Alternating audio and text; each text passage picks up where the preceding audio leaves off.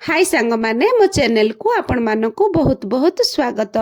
एई video रे आपण माने देखि परिबे सिंपल कुर्ती रो कटिंग सहज उपाय रे आपण माने केमती कुर्ती कटिंग करि परिबे। चलंतु वीडियो टी स्टार्ट करिबा। आर जो मेजरमेंट रही छि मु स्क्रीन रे देइ छि। आर जो फुल लंब रही छि 38, छाती रही छि 38, अंटा रही छि 34 आ हिप रही छि 40, कांध रही 15 इंची, हाथर लंब रही 17 इंची, हाथर जो राउंडटा रही 10 इंची। आमे जो कुर्तीर कपड़ाटी नहींचे ताकू उल्टा साइड काने आमे फोल्ड कर दबा। एबे दुई भाग रे हमर फोल्ड हैला। पुणी थरे आमे कोन करिबा गोटे थर आउ थरे आमे फोल्ड करिबा। तो टोटली हमर चारि भाग रे हमर फोल्ड हे गला। चारि भाग रे फोल्ड कर देले कोन हबो हमर जो फ्रंट साइड आ बैक साइड दीटा जाको पार्ट गोटे थरे हमर कटिंग हे जिवो। कपड़ाटी को प्रथमे भल भाबरे सेट कर देबे। जो बंद साइड कांडा निज साइड कानी रखिबे। ऊपर साइड मोर कोन अछि तेड़ा मेड़ा अछि कपड़ाटी, सेति पय मु सीधा लाइन टान देली। एबे कुर्ती रे लंब नबा। कुर्ती रे लंब रही 38 रही। तो मु आउ 2 इंच तले एक्स्ट्रा कपड़ा अछि सेटा सिलाई मार्जिन रे जिवो। एबे कोन करिबा कांधर लंब नबा।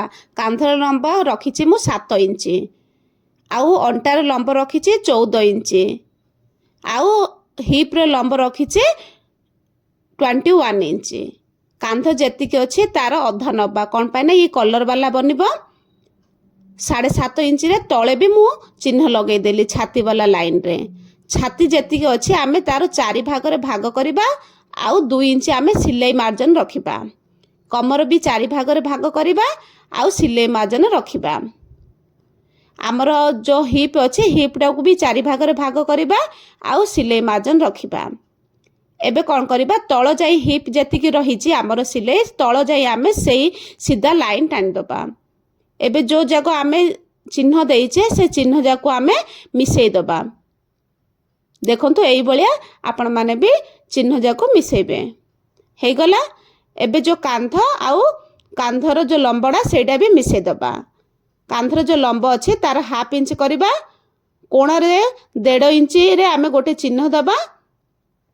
तार आमे हाथर जो शेपटा अछि राउंडटा से राउंड शेपटा दबा। एबे हमर कुर्तीर मार्किंग हे गला। एबे कोन करिबा कटिंग कर दबा।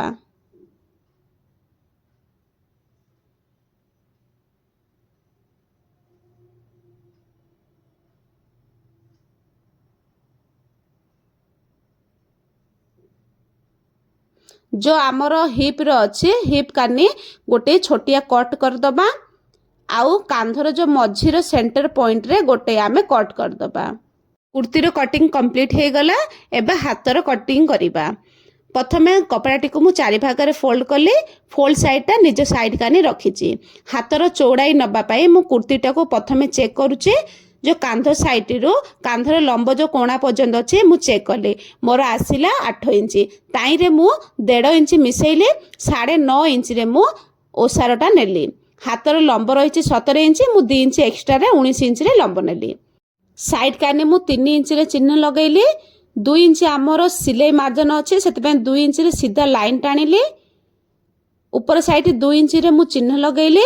चिन्ह लगै गिरी मु जो हाथर जो शेप अछि हाथर शेपटा देली। एई भलिया हल्का एस टाइप रो शेप देबे।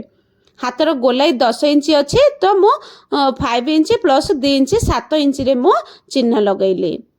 हाथर मार्किंग हे गला। एबे कोन करिबा ताकू कटिंग कर दबा। जदि आपण मानकू ए वीडियो भल लागे तो वीडियोटा को लाइक कर देबे आ मो चैनल को सब्सक्राइब करिवे। जदि आइरे किछि बुझा पडुनी किछि डाउट अछि तो आपण माने कमेंट भी करि परिबे। आपण नेक्स्ट वीडियो केउ रिलेटेड रे देखिबा को चाहू जदि मते मेसेज करिवे मु सेही रिलेटेड वीडियो आनिबा पई चेष्टा करिबी। आमर हाथर कटिंग आमर कंप्लीट हे गला। एबे कोन करिबा फ्रंट साइड रो आमे हाथर शेप देबा। आमर कुर्ती कटिंग आउ हाथ कटिंग कंप्लीट हे गला। এইଭଳି ଆପଣମାନେ ବି କଟିଂ କରନ୍ତୁ। ବହୁତ ବହୁତ ଧନ୍ୟବାଦ।